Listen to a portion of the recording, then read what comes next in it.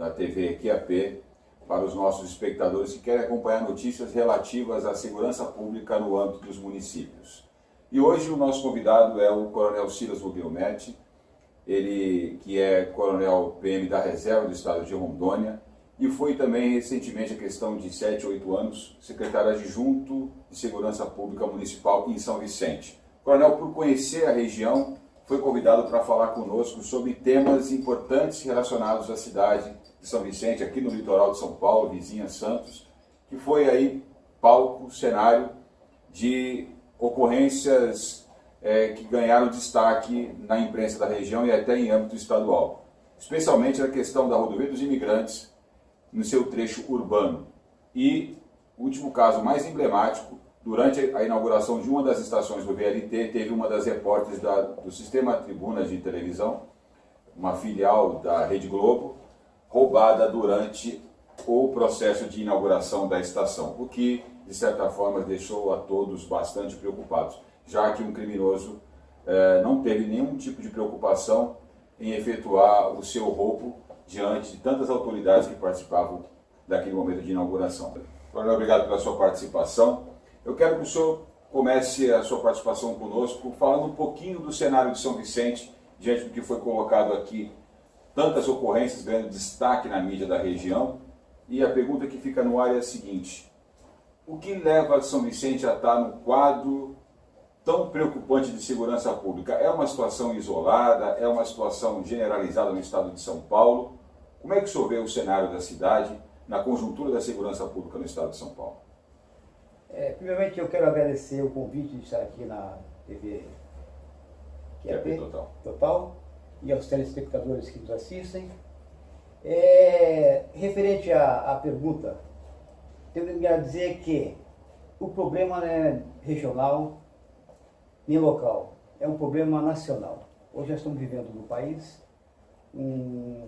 uma série de situações desagradáveis em todos os sentidos e principalmente na área de segurança pública, com dados alarmantes.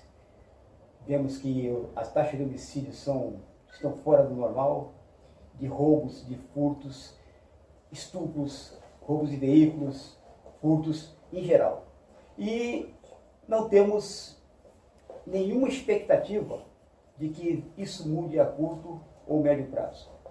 E São Vicente não foge à regra. Nós temos vivido aqui dias difíceis, com situações alarmantes, crimes bárbaros, podemos dizer, e não é diferente das outras cidades vizinhas. O governo do estado tem dito que os números da criminalidade estão estáveis, os indicadores são estáveis. Existe alguma modalidade que está fora do controle ou, na verdade, o que o governo tem afirmado reflete a realidade? Como é que o senhor Olha, dentre as cidades da região metropolitana, nós podemos ter algumas diferenças, mas são mínimas. Mínimas, mas os principais crimes, aqueles que assolam mais a comunidade, eles estão em alta já há muito tempo e a cada ano vem aumentando. E tem aquela questão, a modalidade, às vezes o meliante, ele muda de modalidade. Ele deixa de praticar certos crimes quando ele vê, é questão de oportunidade, né? Pode ser que tenha um ou outro oscilado, mas aqueles que mais preocupam a comunidade, que amedrontam a comunidade, continuam alarmantes e altos. E São Vicente, inclusive, teve até um decréscimo na questão da modalidade furto, mas em compensação o roubo está maior. Então eu queria perguntar exatamente isso. O que esses números, o senhor falou agora que na verdade isso varia de cidade para cidade, mas se nós pegarmos os números do governo do estado hoje, alguns indicadores variando de cidade para cidade, o que esses números refletem, na verdade, né? Qual é o que nós poderíamos apontar como principal causa desse problema e como São Vicente se posiciona nesse cenário? É aquela questão, cada cidade tem a sua administração, a sua autonomia, e isso é muito o capricho do administrador público, né? Alguns investem mais na área de segurança, outros menos. Tem a questão também de ser maior os índices, devido às cidades de maior porte ou menor porte, né? Nós estamos aqui com 9 cidades, E Santos, como é a maior, realmente sempre tem maiores índices em Santos. Praia Grande, que não é tão diferente de São Vicente e Guarujá, detém o segundo maior índice criminal. E é esse o problema, porque o administrador deveria assumir uma responsabilidade maior com os seus cidadãos, podendo prover uma melhor questão de segurança pública. A gente sabe que a questão geográfica, né, a questão do adensamento, da favelização, né, o desenho geográfico da cidade é um indicador que favorece essa realidade. O senhor responsabilizaria isso como o vetor principal do problema ou existe alguma outra coisa que o senhor destacaria como um vetor dessa questão do descontrole da criminalidade, especialmente nas margens da imigrantes, já que isso é um problema crônico e a gente vê a população reclamando e os fatos se sucedendo sem uma solução definitiva? Veja bem, segurança pública é uma questão discutível há anos. Tivemos já várias vezes a tentativa de se mudar esse quadro. Criou-se, há anos atrás, uma Secretaria Nacional de Segurança Pública, mas acontece com dois pilares interessantíssimos, que seria a integração das polícias e a filosofia comunitária. E esses são fatores indispensáveis para que nós tivéssemos um caminho diferente. Ocorre que nada disso foi possível se implantar, porque a mentalidade não mudou das polícias. Nós estamos com a mesma mentalidade de 40 anos atrás, quando se iniciou essa organização da segurança no Brasil. Há uma questão de que as pessoas às vezes confundem que polícia é segurança pública. Não é. Polícia é um instrumento de manutenção da ordem pública. A segurança pública é uma coisa muito mais abrangente, que vários fatores políticos que devem ser desencadeados e, infelizmente, nossos políticos não conseguiram entender ou não querem entender, porque nada mudou. E se não houver uma mudança no comportamento, mais criatividade, se pensando mais na população, a população mais participativa, porque não existe segurança pública sem a participação da segurança, da sociedade na segurança. Por quê? Porque a polícia não tem bola de cristal e a polícia está sozinha nesse cenário, ela não sabe onde acontecem os fatos. Ontem até, vou dizer aqui um exemplo que tivemos nesse fim de semana nos jornais, foi publicado, que Praia Grande hoje, um bairro da Praia Grande, se organizou para enfrentar a criminalidade. Não enfrentar diretamente a criminalidade, mas os seus moradores, através de um dispositivo do WhatsApp, se comunicam, eles mesmo entre eles estão criando grupos para poder observar as ruas e imediatamente comunicar os fatos. Isso aí é já um princípio da filosofia comunitária. Quer dizer, está surgindo naturalmente pela comunidade, porque as autoridades ainda não acharam como iniciar isso. Porque é uma questão que não cabe às polícias. Caberia à cidade, no caso aos gestores, porque é ele que tem o cidadão como obrigação de proteção, né? A questão da desigualdade social tem sido um tema muito debatido como raiz ou como vetor do crescimento descontrolado da violência nas cidades brasileiras. Como é que o senhor analisa esse tipo de avaliação, esse tipo de defesa, de que a desigualdade social, sendo eliminada, eliminaria por si o problema da criminalidade ou da insegurança pública? Até que ponto isso, na sua opinião, é verdade ou é um exagero de algumas correntes filosóficas? É verdade. E existe diagnósticos, inclusive, sobre que a criminalidade é um fator que ele impera nas desigualdades e nas desigualdades. Digamos, nações extremamente ricas não se vê segurança por causa da organização, do nível de riquezas parcialmente iguais. E nas extremamente pobres é a mesma coisa, porque não tem, vão roubar o pobre do pobre, então ficam, e onde a desigualdade é crescente, porque é aquela questão, falta de oportunidade. E tudo é fator gerador, como o desemprego, a moradia, a educação, saúde, projetos sociais inexistentes, que hoje praticamente temos essa questão inexistente, aumenta essa probabilidade. Inclusive, foi publicado esses dias no jornal que o desemprego está sendo uma causa. Quer dizer, surgiu um novo ingrediente que está provocando o aumento da criminalidade, que é uma lógica. As pessoas não têm emprego, ela vai ter que sobreviver. E muitos não conseguem nem vender bala mais nas esquinas. Estão disputando porque até ele está disputando os espaços. para vender. Estão brigando, já em conflito entre essas pessoas que querem sobreviver de alguma forma. Então a desigualdade é fundamental nesse sistema. E hoje não temos esses ingredientes necessários para que tenhamos uma manutenção da uma ordem pública.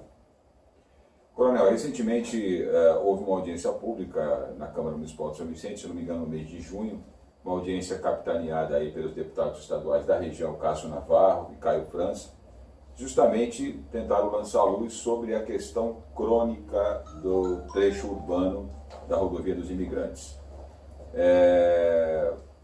Imagino que o senhor tenha participado dessa audiência pública. Quais foram as propostas, quais foram as soluções apontadas? O que se decidiu nessa audiência pública e qual a visão, qual a análise que o senhor faz dos resultados dessa audiência pública?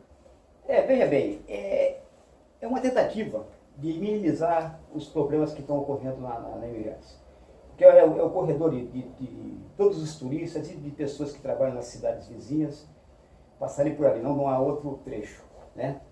E justamente passa na cidade de São Vicente, na periferia da cidade, e justamente numa área isolada, com falta de todos os recursos, inclusive de iluminação, e à medida que se adotaram para poder conter um pouco essa situação, foi medidas que não vão realmente resolver o problema. Medidas paliativas. Paliativas. Paliativas não, são medidas físicas, né? Porque optaram por iluminar melhor o local, colocação de câmeras, de monitoramento eletrônico e contenção através de muros. Muros e grades. Muros e grades. Só que, recentemente, questão de uma semana atrás, um pouco mais, quebraram um muro e foram assaltar veículos dentro da rodovia. Quer dizer, essas medidas não vão resolver o problema, elas vão ajudar. Mas o que resolveria melhor, talvez melhorasse essa situação, seria estar inserido esse trecho, que é a cidade de São Vicente que é a mais preocupante. Cubatão já são trechos menores. São Vicente que está muito mais incisiva a coisa. Seria estar introduzido essa segurança da rodovia dentro do planejamento municipal. Dentro do perímetro urbano que cerca a rodovia. Inclusive, essas câmeras é fundamental, não só na rodovia, como também nas laterais, dentro do espaço que se possa... Marginais da rodovia. E essas câmeras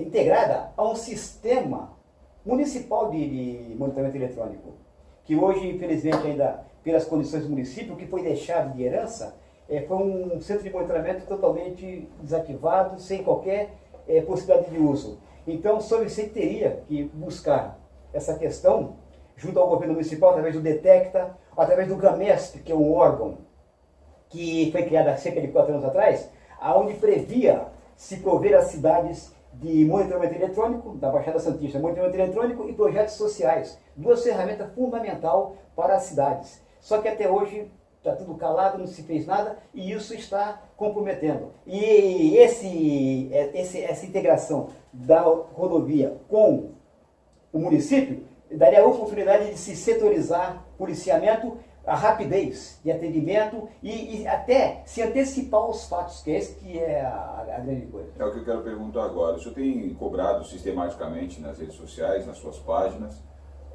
uma atuação mais incisiva das administrações municipais nas questões do enfrentamento da segurança pública ou da insegurança pública e medidas efetivas do controle social da criminalidade. O senhor, inclusive, fala muito isso no seu livro, né, sobre as políticas municipais de segurança e a segurança pública como um todo, aquilo que pode ser feito pelas administrações municipais. Como o nosso canal trata disso, onde o senhor entende que os prefeitos da região têm falhado, né, ou até mesmo, se o senhor quiser falar especificamente de São Vicente, onde está a falha dos prefeitos no que tange às suas decisões, às suas iniciativas para atuar no controle social da criminalidade? Olha, isso não é São Vicente, é o Brasil inteiro, os municípios. É o não reconhecimento de que os prefeitos têm deveres e responsabilidades sobre a segurança. Só que não ficou definido quais são esses deveres. Quando foi estabelecido pelo artigo 144 que segurança pública é dever do Estado, entende-se que Estado é o ente organizado, uma nação organizada, não Estado federado, é uma nação organizada jurídica e politicamente. E isso inclui tanto a União como o Estado e o município. Só que eles era mais cômodo se acomodarem, porque não estava nada diretamente. Julgavam sempre diziam que o Estado-membro seria o responsável pela segurança pública. O Estado-membro só é responsável pela manutenção, que são suas polícias. Agora, as verbas para a segurança viriam diretamente para o município, desde que se apresentasse propostas de participação, como a prevenção primária. Né? E agora, a partir de 2014, com o evento da edição da Lei 13022 de 2014, atribuiu competências à Guarda Municipal. Quer dizer, essa competência não é só Guarda Municipal, é competência do município, que até então também não se movimentaram, porque talvez faltem ideias, ou até técnicos competentes, para começar a lançar projetos e propostas de ação, de modus operandi, para melhorar o que está aí. Por exemplo, fundamentalmente, o São Vicente tem falhado, então, no planejamento, ou até as outras cidades da Baixada, no planejamento e nas estratégias para atuar preventivamente. Exatamente. Agora, o controle de território seria uma dessas questões. Exatamente. E agora, até ontem estive numa reunião no bairro que eu resido, onde a população está se unindo para prover o monitoramento das ruas do bairro. E teve até uma empresa aí, mostrando uma proposta.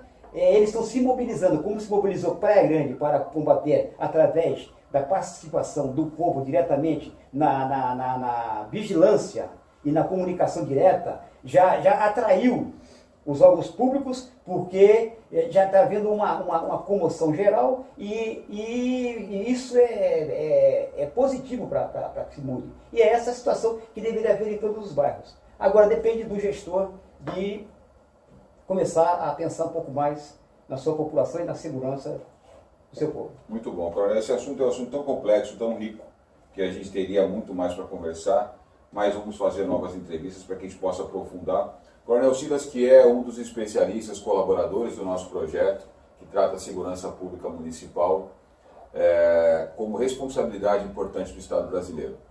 A gente convida você para nos acompanhar em nosso canal e, ao mesmo tempo, agradecemos a participação do Coronel Silas Guglielmetti, especialista em segurança pública e com a sua vasta experiência na área de segurança municipal. Até o próximo programa e até lá.